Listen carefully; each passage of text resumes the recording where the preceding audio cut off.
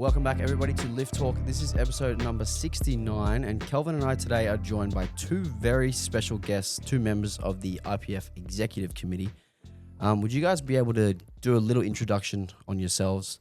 Pjotr, we can start with you. Well, my name's Pjotr. I was actually born in Australia, so I'm Australian and Dutch. And I've been an athlete for a long time. I started actually powerlifting in Australia and actually won the under 23 juniors in 1988, I believe. And then I stopped for a little bit, went to the Netherlands later, and then started powerlifting there again, made the national team, competed international for a long time, won medals also in the Open, second in the world. And then I started coaching later. And before I even started coaching, in 2006, I became part of the Athletes Commission from the IPF. And from there on, when I started coaching and also being in the Athletes Commission in 2014, I became the chairman of the Athletes Commission. Then later that became the male athlete speaker, because we also have a female speaker. And yeah, our roles in that is actually to come up for the athlete and give the athlete's point of view with rule changes and what it would affect. And they listen to us. Of course, you sometimes get outvoted, but at least you can give our point of view and bring it forward and why we as athletes would not agree with that. And then after that, I actually also become involved in the education with Dietmar, giving the courses for the IPF around the world. We're giving the basic courses, level 2 courses. And then since this year, I became the last year, sorry, we're in 26 now. I became the championship secretary for the IPF, which means I check out the venues, the hotels, and make sure the next future world championships are good warming up areas, that kind of thing, training facility, the hotels and the venues to be able to have a proper world championship. So that's actually what I do. Yeah, great. And Dietmar, I know that you've had a long history in powerlifting, and even before that, you did something else before powerlifting. Yes. Do you want to talk about that? Yes. My name is Dietmar Wolf, and I come from weightlifting, or Olympic lifting, what you call it, maybe in Australia. I was Olympic weightlifter from 1971 to 1982. Was then youth, junior, and open national team member in weightlifting. After 1982, I must have a break from training because I was injured from the weightlifting career. Must step away from strength training in general. I come back then into powerlifting in 1984. A friend of mine, he started with powerlifting, and he asked me if I could help him with the training. To be honest, I have had no clue about powerlifting. So I must first check what it is and what is requested in powerlifting. I've had an advantage because in the meantime, or in the time when I was weightlifter, I was also going through a weightlifting trainer education program up to the top level. So in this period, I trained also weightlifters in national level, and some of them was national team lifters. So I used then a part of the theoretical part from weightlifting to try to transfer them over to powerlifting. So I make only small steps to find out if it works or not work. Of course, we got then also mainly information from the United States. Powerlifting was in this time in the 80s very huge. Also in Europe was Netherlands, Great Britain, Finland, Sweden. They dominate powerlifting on the European area. So I come into step by step, and I must be honest, I have had always then lifters who was willing to cooperate with the coach, because I think there was often information exchange, how it works in the training, what was very beneficial for me to write notices, write everything down on which way things works. And so this was then more or less the beginning for my time to come powerlifting coach in the long term. So like with Pjotr, I was then later also a powerlifter itself. But of course, of the workload what I have had, after a while, I was qualified to international championships, but I was not able to do it because the workload was so much, and I'm focusing more on powerlifting to help people to get developed.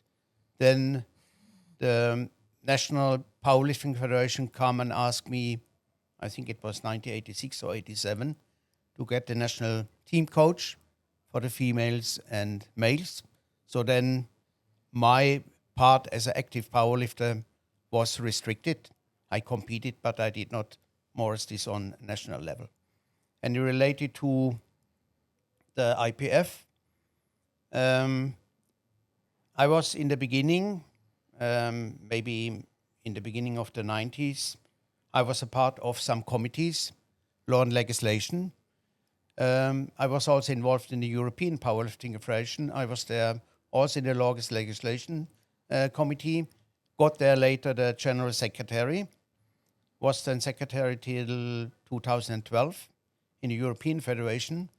In the same period, I was then also the disciplinary chair in the IPF, because the earlier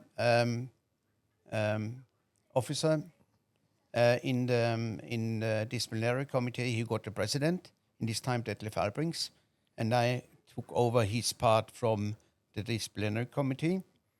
And in 2012, I got then voted in as the treasurer in the IPF. I was then treasurer in the IPF from 2012 to last year, 2025, where I got the vice president in the IPF. Awesome. I think it's so cool for us to be able to have you guys here and talk about your experiences and just put faces to the names of the IPF committee, because I feel like a lot of people just think that they're these old people at the top that don't love powerlifting and don't have all this experience that you guys do. Whereas you guys have been involved in the sport for decades now as coaches, as lifters, and now as the people who help make the decisions. And I think that's really valuable for people to know that these decisions come from people who actually want to see the growth of the sport and actually love powerlifting and want the best for it. So yeah, thanks for coming and doing this. I am curious to get a little bit more insight into you guys outside of powerlifting. Like, what are some things that we wouldn't know about you, Pjotr? Don't know. Yeah, I actually like reading a lot. I don't think that people would look at that behind me. And I have 3 daughters adopted through that I met through powerlifting and decided to adopt them. Oh, so that's something cool. that I have. And yeah, what else? Yeah, well, and that's no secret. I like eating, so yeah. But yeah. And so, Dietmar, I know that you have a bit of a hobby outside of powerlifting. And actually, my first experience with Dietmar was when he was trying to set up his laptop and connect it to the TV to run the course. He'd opened up his laptop, and the background was actually a Ducati motorbike, a red Ducati motorbike. So I know that's something that is a bit of a hobby for yourself, Dietmar, if that's correct. Yes, that's correct. Related to our work, when I speak our work now, also related to Pjotr, we are very involved in powerlifting. It's mainly from the morning to the nighttime, to be honest. We have also a lot of weekends where we work. So I use my free time, it's not so much, to ride this bike. So then I feel that I can do something what I really also like. And when you drive, then you get a little bit fresh air in your head. You get also distance a little bit from everything what affect your daily life related to powerlifting. Of course, we have had, to be honest, we have challenges and they must be solved. But this is a part what I wish to do and I need to do to step a little bit away from the sport too. Yeah, I think that's actually such good advice, because a lot of people who get involved in powerlifting, they make it their whole life and they train and they coach and they compete, and then maybe they get involved in the committees as well, but they don't do anything outside of it. And then they kind of feel burnt out and sucked in because they don't have another outlet. So that's definitely good advice for people out there listening to have something to do outside of powerlifting that kind of allows you to separate yourself. Pjotr, you mentioned you have an interesting story from your first experience powerlifting, if you wanted to share that with us. Yeah, well, actually, that was like years ago when I used to go to high school, and I don't know if you remember this name, Dean Lucan. There was a weightlifter that went gold at the Los Angeles Olympics in the heavyweights, an Australian weightlifter. So the sport became like training became popular. So at our high school, we had the choice, and I was in year 9. We had the choice in year 9 to do gym and also lift weights. So it was 2 separate sessions. We had the gym instructor. He was also the one. The PE instructor was also the one teaching us how to lift weights. Didn't know anything about it, I can tell you that. But we did bench presses, and I did judo at that time. And I saved up money because I wanted to bench press at home, and I was bench pressing at home. And then I wanted to go to a gym. But in the early 80s, when you were 14 years old, you were not allowed to, most gyms would not allow you in there. So I walked into that gym and I said, yeah, I would like to train here. And he goes, yeah, well, you're actually too young. I said, yeah, but I already train at high school and I've got my bench press. And I weighed, at that time, I did judo in the under 60 kilogram class. You will not believe that now, but I have photos. And then I went in there and he goes, oh, well, how much do you bench press? I said, yeah, well, not much, about 100 kilos. And he goes, if you bench press 100 kilos, you can train here for free. And I said, because I was just like a little kid. And so I did it, and I'm training there for free. And then he comes to me again, and he had this big basketball player that played for the state in South Australia. And he goes to me, can you do this? Can you bench press 100 kilos again? I said, yes. So I bench press 100 kilos again. And then that guy from the gym earned more money than I've ever seen in my life, because he made a bet with the other guy from this kid can bench as much as you. And then the story into powerlifting was weird, because I didn't know powerlifting. I knew bench press. And then that guy from the gym says, oh, there's a competition somewhere. And then you could, so I looked in the books, you could break the junior bench press record in Australia. And I said, okay, that's good. So he entered me for that competition. And then me and my dad, we went there, me as 14-year-old kid. And I'm saying that, yeah, I'm coming here to, they were asking what I was doing there. I'm coming here to bench press and that. And they said, well, you actually need to squat and deadlift. And I said, squat and deadlift? I said, yeah, never done it before in my life. And so they said, it's okay, we'll help you. And then out the back, they were teaching me how to do the squat and the deadlift. And do my first competition and rolled into it like that. So, yeah. And, yeah, I've always loved strength sports, so that's it. Yeah. And Dietmar, you mentioned that you first started off with Olympic lifting and you later went into powerlifting coaching. The transition between weightlifting and powerlifting, what similarities do you think there were and what differences do you think there were between? Obviously, the lifts are different, but from a coaching perspective, what do you think were similarities and differences that you could identify when you started coaching powerlifting? Weightlifting was more and more structured in general. The case is then there are two different sports, because weightlifting is an explosive sport. In weightlifting, of course, there are also strength training incorporated in different kind of forms, but mainly it's in explosive sport, and powerlifting is a strength sport. So these are the two different things. The understanding to transfer the understanding from weightlifting over to powerlifting was related to how often you can do heavy loads in squat, bench press, and deadlift before you get overtrained. This is one.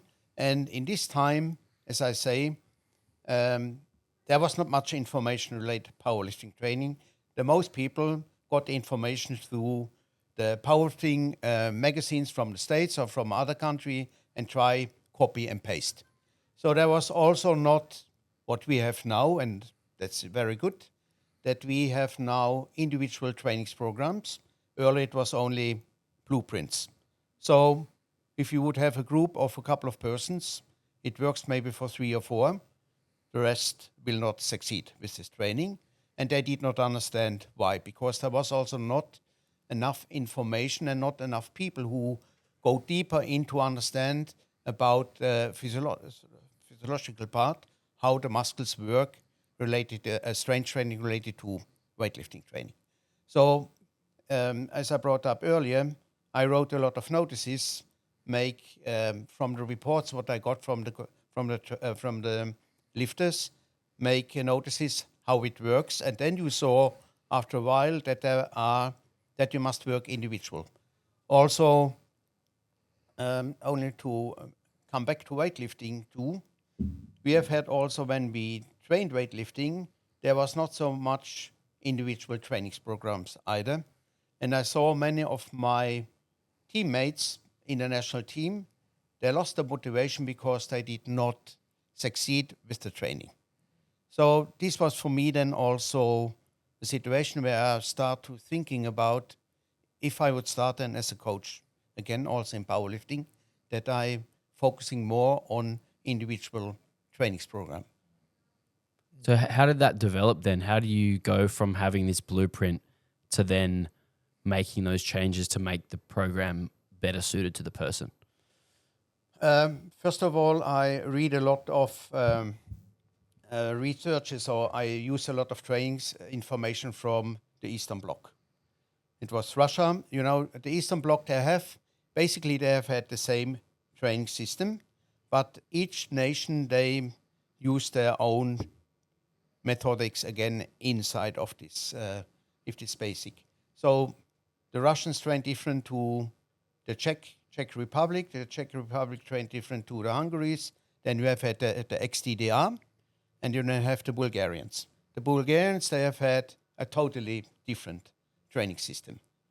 And I use the studies what they have had, especially also from the Russian studies and from the ex-DDR. They gave me a lot of information about strength training. Also, because they focusing also on squat, pull exercises. Some of them, they have also a bench press in the trainings program in weightlifting. So then I try to pull some information out to try out how it works. Yeah. So in this period, it's often that the focusing was also like in weightlifting on maximum lift the whole time, which didn't work in the long term in powerlifting. Yeah. I think something that really stood out to me when I did the trainer course with yourself is how much data you extrapolate from a very macro view. Something that you showed in the course was how you take data from across the year and average intensity out across the year and things like that, which is very interesting for me. And I've had a chance to go through the slides and things myself, and it's been really interesting to see how that has developed and how modern day powerlifting still uses percentage-based programming, but also integrates RP into it as well. I know as well you did a lot of research during your time as a powerlifting coach, including in Norway. Do you want to talk a little about that and how the program has developed to what it is today? Yes, basically it was that the most powerlifters trained 3 days a week. This was like basic. So for me, I was sitting and have a lot of thoughts about how we can or should developing powerlifting when I was the national coach in Norway. So then I fall back again in this training principle what we have had in weightlifting. I say now not that we should train like I have trained 3 times a day, 5 days a week. So this was not from the physical partner possible because the lifters was not developed to do this. So if you would then have thoughts to extend the training, then you must do it step by step. that you have maybe three days trainings a week, 3 days training days a week, 4 training days a week, and see how it works. The advantage is that you can stretch the training volume and also the intensity, and you can add a little bit.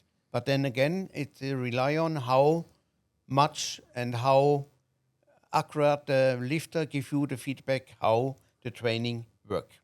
So this, and you write then this down and you try to extend it. But you can also extend it to a certain level, because in a certain stadium of a lifter, you have only a certain capacity to fulfill the training. And then you must try to extend it step by step to go over maybe to 5 or 6 days a week. So essentially what you're saying is, you don't want to go too far with the increases in training volume and frequency. You want to step by step get your way to higher frequencies over time. As far as I'm aware, you were involved in the Norwegian volume project. Is that correct? Yes. Can you talk about what you found from doing that study? I'm sure a lot of people listening are aware of that study. But can you tell the listeners what the findings were? The findings were that we are able to train 5 or 6 days a week. This was a little bit a case because my thoughts, I have had always these thoughts that we are able to train a lot as long you do it in a proper way, on which way you divide the loads and also the intensity. Back to this project, we didn't know what the outcome will be because these lifters trained 4,200 reps in a period of 11 weeks. So they trained more or less 300 and nearly 400 reps during a week. And the study also, earlier studies related to strength training was often connected to persons who are not high-level lifters. The lifters who was involved in this program was lifters from national level, juniors, open. There was lifters from the regional level who was in the regional team, and there was also lifters who was in the national team. So this is something what, in one way we have had lifters who are top-level lifters, but we could not know how are they able to fulfill this program with 6 days a week. The study goes on that those who trained only 3 days during the week, they trained double. So if you have had Monday to Saturday training, they trained the Wednesday training on Monday too in the same training session. Thursday training on Wednesday and the Saturday training on Friday. So they trained 3.5 up to 4 hours. So double squat, session. double bench, and double deadlift. So, but we must also add that it was not only powerlifting squat during the whole week and not only powerlifting bench during the whole week and deadlift, different kind of exercises related to squat. So the outcome, and we was very surprised, those who trained 3 days a week, they still gained strength, in average 5%. They lose muscle mass and they lose fat mass. The other ones who trained 6 days a week, they gained in average 7.5 in strength. They gained in muscle mass and they lose in fat mass. We have also made biopsies and we make blood sample tests and so on. What were the differences in volume from the 3-day-a-week group to the 6-day-a-week group? Was the same. They were the same. Okay, so So if not, it would not be a study. You know. So essentially, the 6-day group was just splitting those sessions in half across the Yes. week. Okay, that makes sense. I think that the research and following meeting yourself and doing the course, I did some further research in it as well. Was really interesting, the fact that they did exactly essentially the same program. But what do you think the 6-day-a-week group, what impacted them the most in order to be able to get stronger and build muscle mass at a high percentage as compared to the 3-day frequency? Of course, when you have a certain amount to train during a week, like the 6 days group, they have had much shorter training sessions. This means also they recover faster from the training. in the daily training, it means that you then, as a coach, you can rise the intensity and you can also rise the volume to a certain level. But you must always be very careful how much you rise it so that the lifter come not in a deficit period. We know it can come up. But this show us that it's possible to train a high frequency during the week as long you care about how much volume and how much volume it is during the week and the intensity zones where you work in. And only to add, the most part of the training was related to in intensity zone between 60 and 85, 87% of the maximum load what the lifter should do in this training period. Yeah, wow. Only 10% was related to the maximum lifts over 90%. Yeah, I think that's really interesting. I know personally that if I was to train for 4 hours at a time, the amount of intensity and enthusiasm I would have for training would just drop off after a certain point. And being able to split that up into shorter sessions would definitely help me keep the energy up as well. Pjotr, we're going to go to you now. I want to hear about your coaching experience from when you started. Maybe you can tell us some interesting stories about people who you've coached or anything like that. When I started, I was still an athlete, and it wasn't like this, that you had to, not sort of like the coaching now with online coaching, people paying for it. You sort of did that, free of charge, and I was still, competing at high level and world championships, European championships. And then they needed someone for the juniors to go away with them. It was only a couple of juniors that we had. It was still equipped. It was 2011. There was no classic yet. So I went there with them, and then I sort of rolled a bit into coaching, and I started making sort of the programs for a couple of people. But I actually, because of that, I made one of the biggest mistakes I made, and I learned from that a lot, was I had my program that I had for my coach, and we worked on that also together.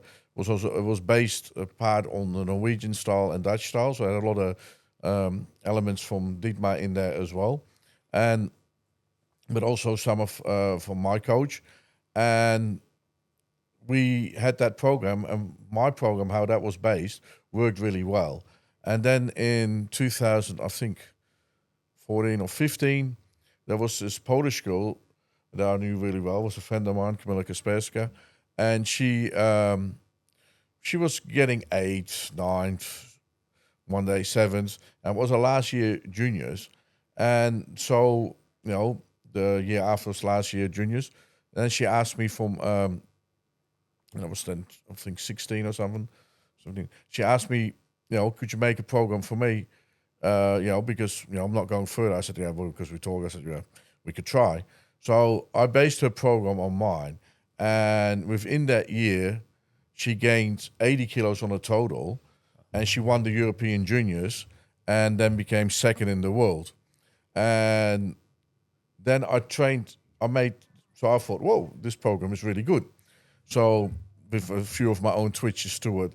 And that was my opinion of that stage, which was a stupid opinion. And then I had another guy.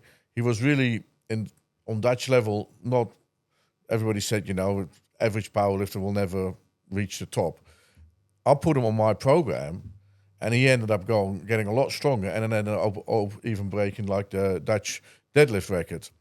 And so I thought, wow, I found this program is the best. I found the golden gate. This is it. And so I put a lot after that. When I started coaching, I put a lot of people on that same sort of program, and that didn't work for everyone. And so that was a big wake up call. And I'm sorry for some of the athletes that I coached in the beginning that I did it to them, but I really thought that was it. So that's when I learned, you need to really individualize and look at every individual. I mean, you can start with the same sort of program, but you got to change it, alternate it, And when the people I coach now, you've got different ones, that that train differently, have different needs, and that's what works for me now. Just being open to different things. It's got a lot of elements, of course, with Dietmar teaching me a lot of his way of coaching back in. You can find back in it with some little bit of changing it. Yeah, I think every coach who's coached for long enough has a similar story about thinking that they know everything when they first start and then very quickly realizing that they don't know anything. You mentioned something there about individualization, which I think is an interesting topic to go down. What is it, do you actually think, that drives the differences in how people respond to training? Like, what are the things that make people so different that require them to train so differently? I will think it's also it has a lot to do with genetics, and also I think not just the genetics, but also looking at how somebody is. Some people are really motivated, other people are less motivated, and some people, if something doesn't work, they'll train even harder, and they can take a lot of, like, it's not just genetics in being strong, but also the genetics. How do you react to training? Some people you can just put it on, and they will keep going, and other ones it will just be too much. So I don't know exactly what the reason is for that, but you see that it's also with the mental. Like, some people doesn't matter if it doesn't work, they'll keep on going and want to train extra, and other ones just don't. And so how you respond to the training hours, I believe. Some people respond really well. The recovery rate is a lot quicker, but it has to do also with a lot of other elements besides the training. I mean, the programming, to me, is not just the holy grail. You can have the best program, but if everything around it is not good, if your support is not good, if your recovery is not good, if your nutrition is not good, and sleep, if that's not good, so every individual does different things. The one might work 40 hours at a car factory, and somebody else sits behind the desk all day. So that already makes a difference on how you would program for them and how their recovery rate is.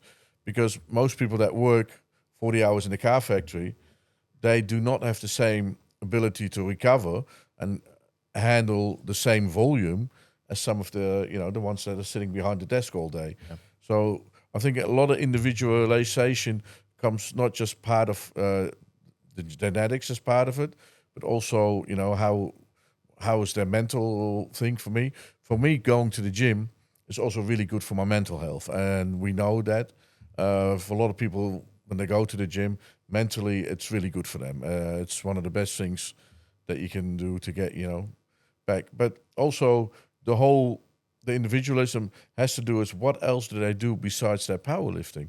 I mean, if you would be able to just train, recover, and just do nothing and get massages and be able to go in a pool, I would love to have an athlete like that. I mean, then you could see where you could go. But I think everything around it is really important.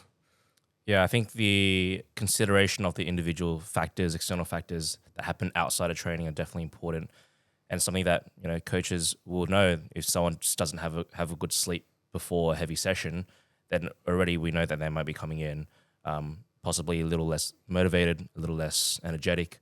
Dietmar, I know that you've had a long history of coaching and also educating coaches, but for you as a coach, do you think that you've had a certain situation or a certain decision that you made that now that you look back on was a mistake? And what do you think that coaches and athletes could learn from that potentially? Related to mistakes? Yes, I think especially coaches, they should be open-minded. This is the first. And what I have seen with a couple of coaches, they wish not to step outside of their frame. They only work in their frame because they know it's like they feel Comfort secure. zone, yeah. Their comfort zone. So, and I think if you as a coach not are willing to step out of this comfort zone to get more experience and then see how things works, and also have experimental workloads for lifters, see how they react on. Of course, I have in the beginning I've made mistakes. This is a learning process. We get not a top coach from the first day on. It's like education, like you go to school, and I think it's necessary that you, what I also brought up in the course, as a coach, you should always write down notices how you solved problems and what kind of measures you used to solve it, because this problem can come up again.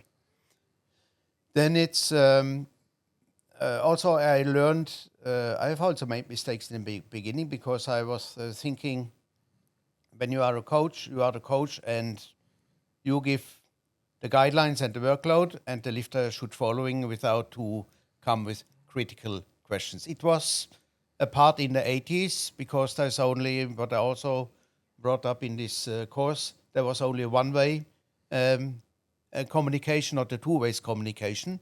I think the lifters, what we used a lot in Norway, the lifter is in the center, and everything about around them should be built up that they feel comfortable, they have the self-confidence, they feel that they get seen, and also that we're listening to them. We have had, for example, in Norway, a system. I was the national coach. That's fine. I got also paid for it, and I've done my work. We have, independent to this, we have had a commission who have made like a survey, end of the year, on which way the lifters saw the work in the national team, what was challenging, what they also, was allowed to come also with proposals. They was also allowed to work on a frame on which way the national team should work and act, so they was involved. So we have had the opinion, if they get included instead that you exclude it, this is a much better teamwork. And of course, we was very successful. And what Pjotr brought up, this is also correct. A trainings programming, or the trainings program itself, it's a guideline for the lifter. We have lifters, they following kilo and reps as it is written in the program. But they must also understand, if they are not able to following, and some of them they react negative on it, they think they have not done the work, they get not stronger. They must get the understanding, if they are able to do the most part of the training, they will still succeed and also get stronger. Mm-hmm. But back to the national team, I think still we are an individual sport. And we worked on that the national team worked and acted like a team. We told them, when you entering the platform, you can be the biggest egoist in the world when you are on the platform. But the rest, you act for the team.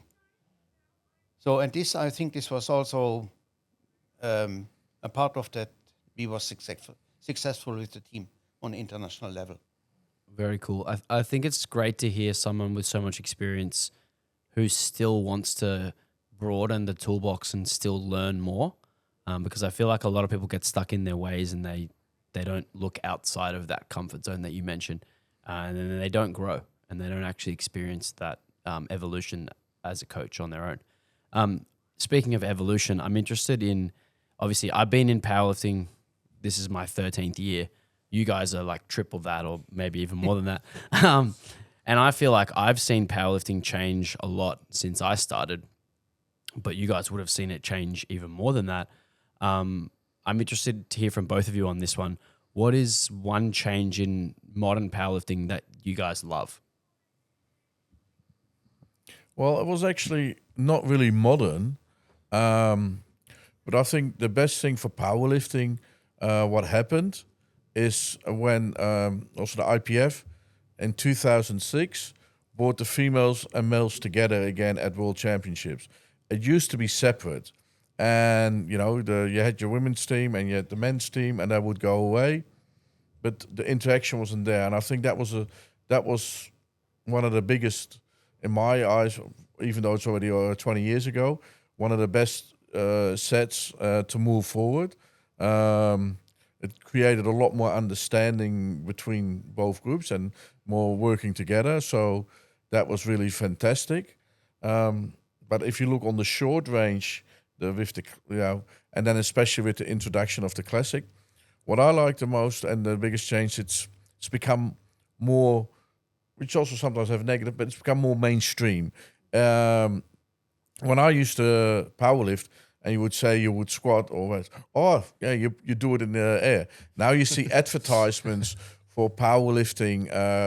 You see they use the word powerlifting in advertisements. They know, everybody sort of knows what you're talking about. It's a lot more social acceptable. Powerlifting back in the day, it sort of was seen like, sort of underground sort of sport. And, you do powerlifting. But that's not it anymore. So I really think, that becoming mainstream, and that has just developed powerlifting so much more. And as you can see, we're getting now lifters that are actually, a lot of lifters used to always come from different sports. Now people actually choose their initial sport as powerlifting, which is just like, wow, it's people know powerlifting. So, I want to start powerlifting. I mean, of course, that happened back in the day a few times, but most of them came from other sports. And now it's not strange that people say, I want to be a powerlifter. So I think that's the best changes that have been there. The old change and the new change. Yeah. Dietmar, you've been in powerlifting for a long time as well. What do you think is something that has changed either recently or when you have started in powerlifting that you think was a great change for powerlifting? When I look now the situation where we are in now and also the last years, we got much more professional, and not I speak not about the IPF itself. So the lifters, the coaches, the nations, they have now a very good high level. What they provide on international championships, but also on national level. You see, then it go down that the knowledge get much more spread out, which is very beneficial for us. And yes, this is what I like. Earlier, when somebody spoke about powerlifting, what is powerlifting? They always compare what Pjotr brought up. Is it weightlifting? How much are you lifting over your head? Yeah. And it get much more intellectual touch, I see. And this is very beneficial for us, I think. Yeah, and I think for me, I only started powerlifting in, I think, 2018, 2019. So I'm a baby compared to everyone else sitting in this room. So I think it's really interesting to see how powerlifting has developed from your perspective. Is there anything that you wish was still the same as before that has changed in powerlifting? I don't think you will ever be able to get away from it, but there's a lot of individualization now. And back in the day, and that's when it was equipped, and there was no classic, and I love classic just as much. And it's now already starting to happen a bit more that people are helping each other. Back in the day, you had to help each other. You could not do equipped lifting alone. So you were forced to help. And also at championships, people from other teams, everybody was helping each other. It didn't matter from which country you were. And that's sort of, sometimes I miss that still a little bit, that when you see that some teams are still really in their own team and not that. It's getting like the camaraderie is really good between the lifters, but you miss that team aspect that was really known. I mean, you could just walk in any warm-up area, everybody knew each other, and didn't matter which platform you started on, you could straight away that. Now you see sometimes, I want to be on this platform, I don't want to be with that team, I want to be with that country, and that sort of thing. And that's a pity, but it's getting less. But yeah, I think that's, if the sport gets that big, it's bound to happen. There is some small negative impacts that will go that way. But I think if we could go back to that, let's help everyone. It doesn't matter which country you're from. Let's be there for each other, and that would be better. Yeah, and I think that starts in the gym culture, the place that you train. If you have a culture that's inviting and that welcomes people in, and you want to help people, you want to spot, you want to give people calls or check their depth or whatever it is, then people go to competitions and that's already their mindset. They're already willing to do those kind of things. How about you, Dietmar? What do you prefer from the olden days? I agree with Pjotr. To be honest, I see this that when we have had equipment lifting, it was what we called it this time. It's like a huge family. You know, it could be that maybe somebody need extra help or so. It was not a big deal to step in and help. Or sometimes you're coaching some a lifter from other country because they have had not the possibilities, or the coach get sick or injured or something else related to such a situation. It was more, like a bigger family. But I understand we have extended our powerlifting community extremely. And this is what you brought also up. I think it's also a case on which way a national federation work and what they focusing on. So maybe can also individual, because they have different coaches or PTs and so on. Yep. This is maybe also a little bit a challenge, but I think, it's a little bit a measure what also the national federation should take a look on. I think because, you guys mentioned earlier that powerlifting has gone more mainstream, which means that people are doing powerlifting training outside of powerlifting gyms, which Correct. means that they might be just training on their own and they don't really understand the etiquette or the community vibe. And then they get to competition and it's all very different. So yeah, I even feel that when I started, 2014, there were clubs and you would go and train at a club and you'd be part of a club and you would all have the same coach and you train together. Whereas now everyone's spread out all over the place. Everyone has different coaches. Like even down here on the gym floor, there'll be people who are coached by 10 different people down here from all parts of the world, which I think sort of dulls that camaraderie a little bit. Okay, moving on. I want to talk a little bit about the IPF and the way that rules and regulations and bylaws and stuff are passed in the rule book or in the constitution. Can you guys run me through the process of how a new idea begins and then how it actually becomes part of the constitution or becomes part of the rule book? Yeah, it's good that you say that. I think this also has to do with the recent update, with the rules. First of all, I think I'm allowed to say that it was not good communication on our side, and I'm not going to blame anyone, whatever, but that should have been done better. But we can explain some of the rules and why they were changed. But to become a process, it actually it starts off that people come with suggestions. It goes forward. We see things sometimes going the wrong way. We discussed before here when we talked about the elbow depth, and that change should have been earlier. We were seeing people doing acrobatics just to make the movement, or just dropping the wrist, touching the chest against the bar to move it. It started with a couple of lifters, and then it wasn't interesting, but it became more and more and more. Yeah, and powerlifting is a strength sport, so we were getting, also the feedback. You have the IOC recognition, the World Games. I mean, it has to be an interesting sport to watch. I mean, people do not understand touching your chest up to the bar, how that could be considered something like a strength feat. So it has to be an interesting sport, and there had to be a change. So now then you come with ideas, then it gets discussed, and some ideas get taken away. Even federations can put in suggestions to the rules group. There's a rules group. Then the rules group, they all discuss it, and they say, well, this we can implement, this we should not implement, and why would you want to implement it? And then we try to bring the athlete's point of view as athletes. You have the coach commission, they put their coach ideas in it.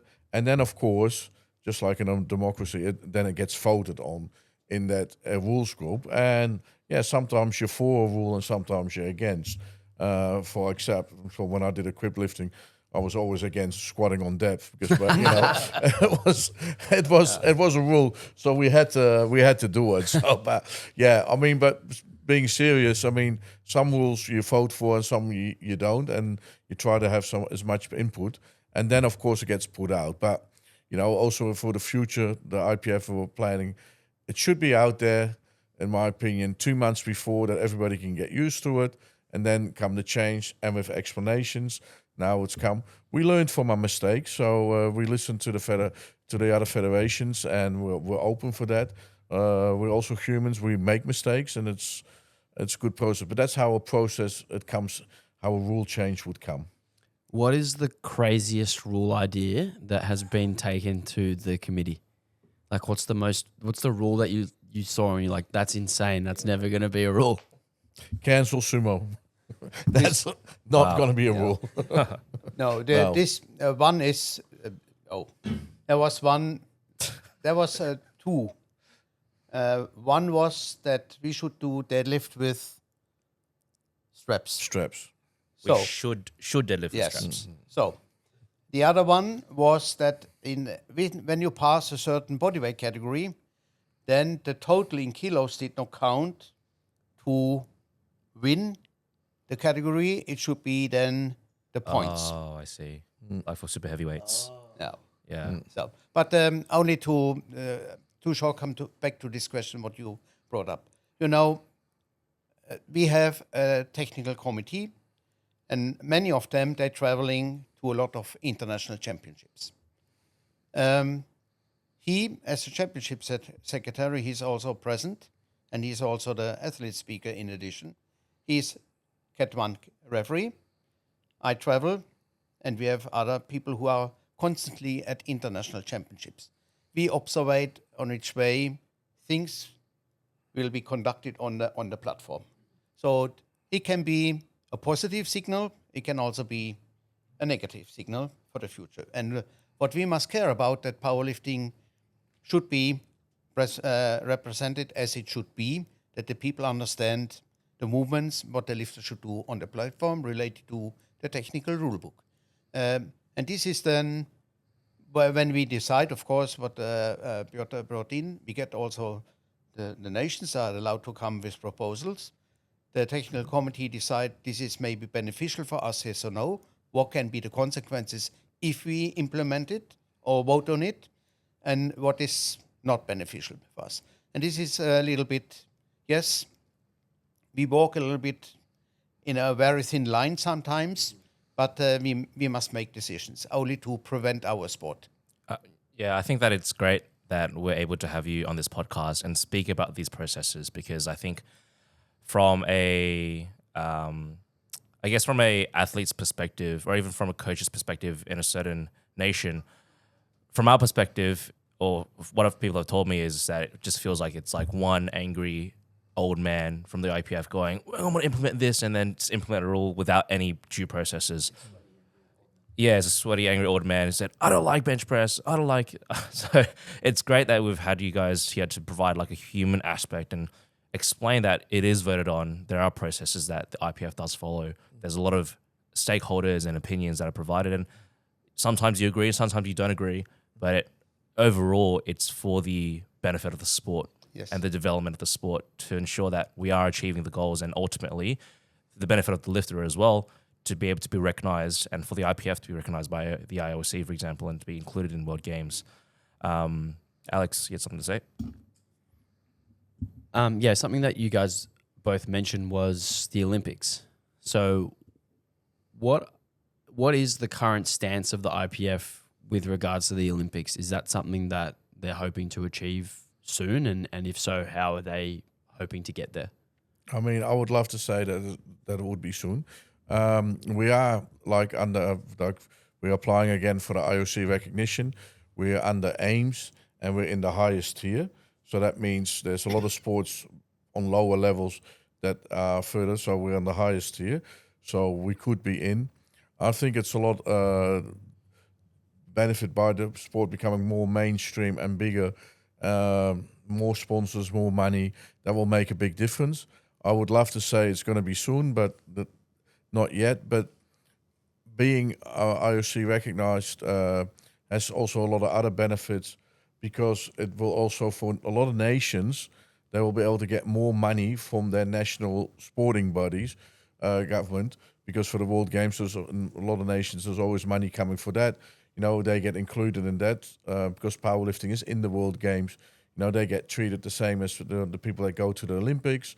They all go together, all the sports, you know, that there is more money from the government. So, and that's also important to have that WADA compliance to be able to do this.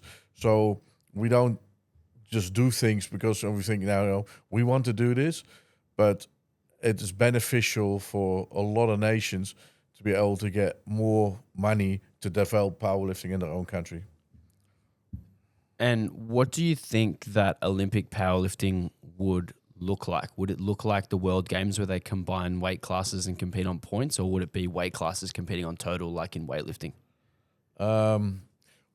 I don't know. I think the problem would then be, once again, if you get in, you're not going to be able to get in with just like at the World Games, that you're going to be able to say, now we're going to have every weight class. Because then if you would do that, and we would do that like for the World Games, we'd only be able to invite 3 people or 4 people for a weight class.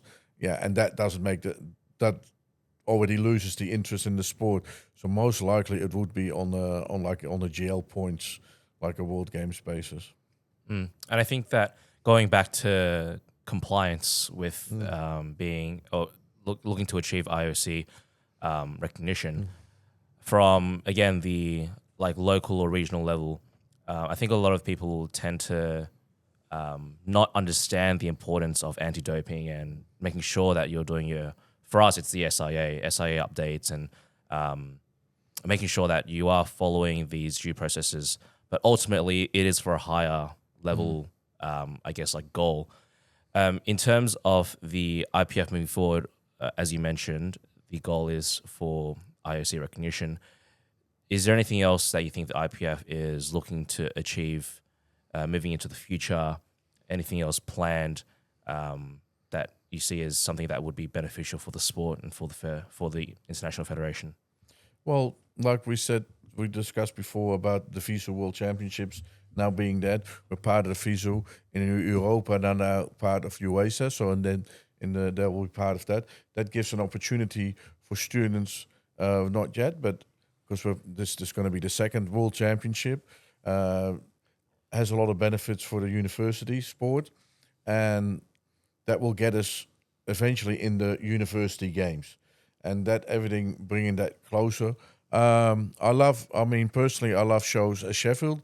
Maybe not everyone agrees with that. I would like to see, hopefully, something more on those kind of growths. But yeah, the sport is growing exponentially, and the calendar is already full. But I think that benefits the sport a lot. Opens up new doors. So these kind of things I would like to see more, and maybe we'll also go more. But there's always 2 sides to the story.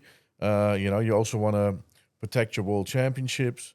So it's like, yeah, a thin line you're walking. And the one thing is, you can never do it right. It doesn't. I've had to learn that the hard way. Being the IPF, it doesn't matter which decision is made. And because I think social media is a really good thing. It's great for the development of the sport, but it also has the counterline. There's always going to be a group that will definitely be against everything, and they'll be loud and vocal, and people join in. And that's maybe one thing I want to say about the new rules,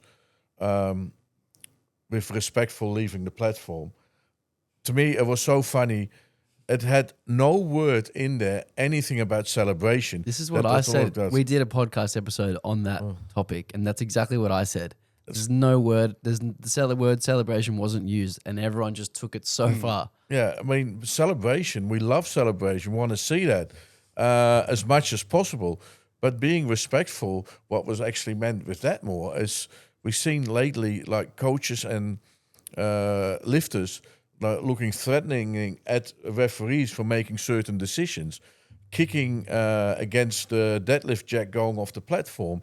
of hitting the banner on the way out and throwing the belt. Now, throwing the belt is dangerous. It could hit someone. But in most other sports, it's definitely not allowed. And I can tell you in rugby union, I'm pretty sure if you start like being a little bit abusive to the referees, it doesn't even happen. These people, and these are the biggest guys in the world. Yeah, yellow card immediately. Yeah, and they don't even do it. They're respectful, and that's what we mean with respect. But please, if you want to celebrate as hard as possible. But yeah, somebody put it out there, and it joined the bandwagon. Yeah. And that's also, like I said, hand on our own like chest. We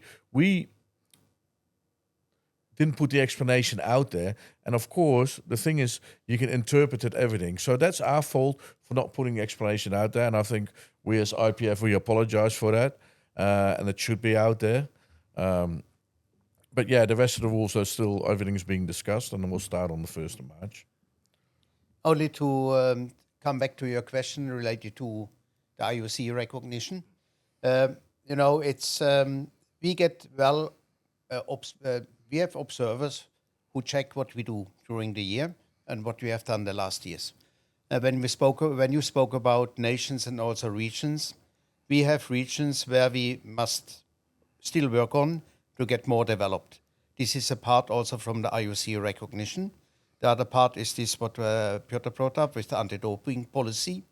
And then also in which way we have internally in the IPF work with the committees, independent committees.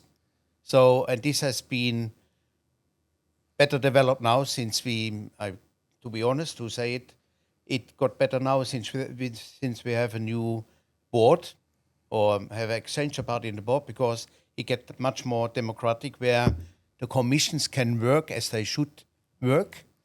And this is very good. And but as I say, it's also, and here we must also be honest, it's also politics involved in this IOC recognition, and we are aware about it. And what we should not forget, we are a little bit in a situation. We're sitting for the moment between two chairs. All the years before, weightlifting struggled a lot of doping cases. There was nearly on the door out from the Olympic Games. We are a strange sport too. So then you can think what is going on in the discussions internally in the IOC, who say we have a problem in our IOC. So, and then there come a new federation wish to come into to get the IOC recognition. The IOC recognition means not that we can step directly into the Olympic Games. We get only this IOC recognition first, and then we are also under 2 years under their control on which way we work. But I think this has also a little bit to do with politics on which way. And we must only find out on which way we solve this. Yeah, I think that's a really key point, is that they would view powerlifting as the cousin of weightlifting. Yes. And weightlifting has had all of these issues with doping. You know, every 4 years they do the retroactive tests and more people fail and they send medals to more people and like it's a mess. Dietmar, what excites you about the future outside of the IOC stuff? When we speak about IPF? Yes. It's exciting to contribute something that we get developed and take the challenges what we have in powerlifting, you know. And I know that there are people outside and it's logical. They are allowed to criticize and come also with critics and so on. But when you brought this up, how long we are involved in powerlifting, and I think it's important that we care about, the IPF care about, when we speak about the future, that we are also in the future able to involve more of our younger ones into the organization who have a practical background, that they know what they speak about when we speak about powerlifting, who know how things work on the basic, also in the daily life, so that they have also the understanding on which way they should work in the future, for the future in the IPF. I think this is necessary to have. And speaking of younger people coming into the sport, if there was one piece of advice that you could give to either young athletes or young coaches who are getting involved in powerlifting, what would it be? Yeah, it wouldn't just be one. First, my main was like, but not but I would enjoy the process. You're gonna make mistakes. Enjoy the sport. Don't do it for the money. Enjoy it because you love going to the gym and you love training, and competition is then secondary. It's a sport to enjoy. Don't put too much pressure on yourself. I mean, you're gonna make mistakes. You're gonna have bad competitions. Laugh about them later. Focus on. Go back to the drawing board. And enjoy the whole process for that. And then the only second other piece of advice, and it's good that you brought it up with the young and the old. Young coaches, don't dismiss the old coaches. They have a lot of knowledge. And the other way around, old coaches also listen to all these new ideas because you will, from the young ones, because you can develop a lot further. And I think that is, work together more, learn from each other. Older people should be open to the new ideas. Times are changing. They're great. And like I said, always, Dietmar and me are so lucky to be able to travel the world and give these courses to all the head coaches from different countries and that, to be able to listen to their new inputs and that. But that works both ways. I mean, when I was young, I thought I knew everything, but I absolutely didn't. How about you, Dietmar? What advice would you give for young up and coming coaches and athletes? Yeah, I think they should not have too high goals so that they fail in to achieve it. We are a sport, the results are visible in numbers, and I think they should give them a little bit more space, especially in the beginning, to get developed. The focusing should not be so much on what kind of result the lifter should achieve, or what kind of place they should achieve in the championship. I think they should, what Pjotr brought up, it should be enjoyable for them. Without that, they are too, what did you call it in? Maybe like too individually focused. Yeah, individual focus, yes. And they should also enjoy the atmosphere in the gym and also in the competition. So they get well developed over time. Sometimes, to be honest, I have the feeling things should be done from today to yesterday. If you are in a situation and you wish to compete in powerlifting in the future, then you should also give you a certain time frame to have time to get developed. Mm-hmm. There are also a lot of other things who have an impact in your powerlifting career. It can be the private life, it can be the education, it can be other circumstances. So you should give you a little bit more space in these areas that you enjoy the powerlifting sport. Perfect. Well, thank you guys so much for joining us today, and thank you guys for bringing the course to Australia. I know I've got a lot of feedback as the coach committee chair from all the coaches who have done it, saying how impressed they were with the course and how it was delivered. So thank you guys for joining us. Thanks everyone for watching and listening. That was episode 69. We'll talk to you guys next week. Thank you. Thank you. Thank you.